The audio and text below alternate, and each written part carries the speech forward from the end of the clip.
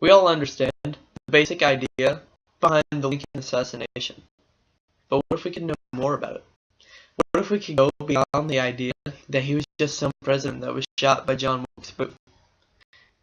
The book Killing Lincoln does just that. This book goes beyond that idea that he was just a president that was shot.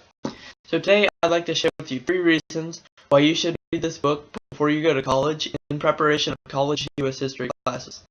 The first reason is because this book goes deeper into the plot. The second reason is because this book will cover essentially what is covered in college U.S. history classes. And the third reason is because it's written like a novel. The first reason is that this book goes deep into the plot of the assassination. The book covers more than just a general story. If I was to ask you what you knew about the Lincoln assassination, most of you would know the general story.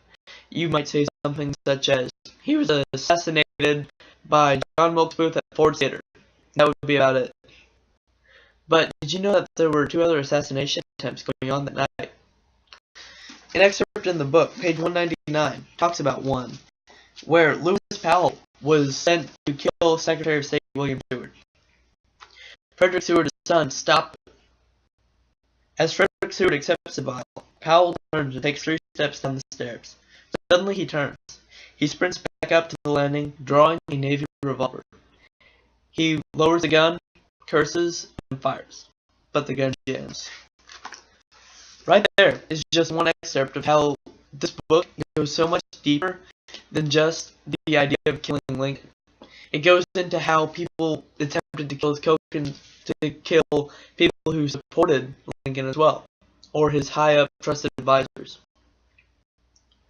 Think of how much smarter you will feel after you've read this entire book and you know much more of the story behind it, like I do.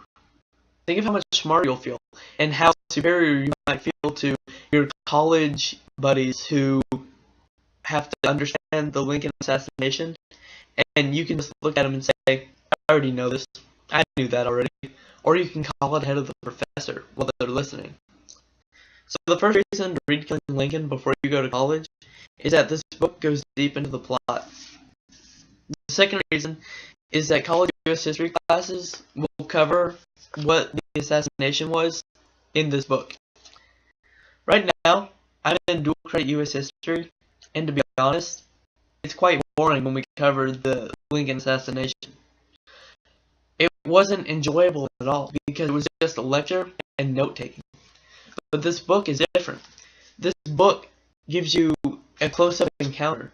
This book lets you understand it better. And when you understand something better, when you enjoy it, you'll retain more of the information. And when you retain more of that information, you'll do better. And think of how good you'll feel in college when the professor says that you'll have a test over it next week. And you can look at all your friends and say, no sweat, I've already got this. I don't even have to study.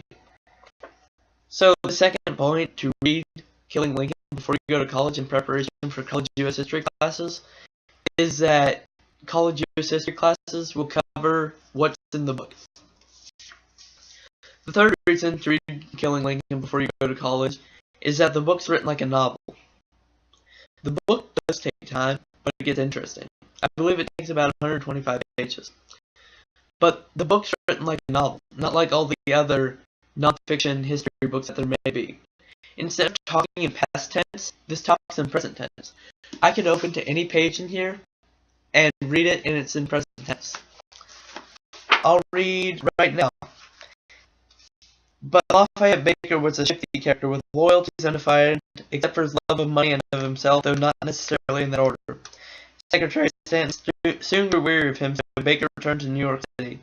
His movements during the time are murky, as befitting a man who thinks himself a spy, but one elaborate theory ties together his activities with those of John Wilkes Booth. That's in a present tense form. And that doesn't just talk about how he behaved, it talks about emotions that he has. And it's all throughout the book. It talks about not just what happened, it talks about emotions, and it goes into even what they're thinking at points, which is something that you can rarely find in a history novel. And that makes a book so much more enjoyable to read. So the third point to read this book before you go off to college in preparation for U.S. history classes is that it's written like a novel. Today I've shared with you 3 points to read Killing Lincoln before you go off to college. The first reason is that the book goes deep into the plot to Kill Lincoln. Second reason is that college classes will cover what's in the book. And the third reason is that it's written like a novel. This book is the easiest way to thoroughly learn about the Lincoln assassination, and I encourage you to read it so that way you understand it.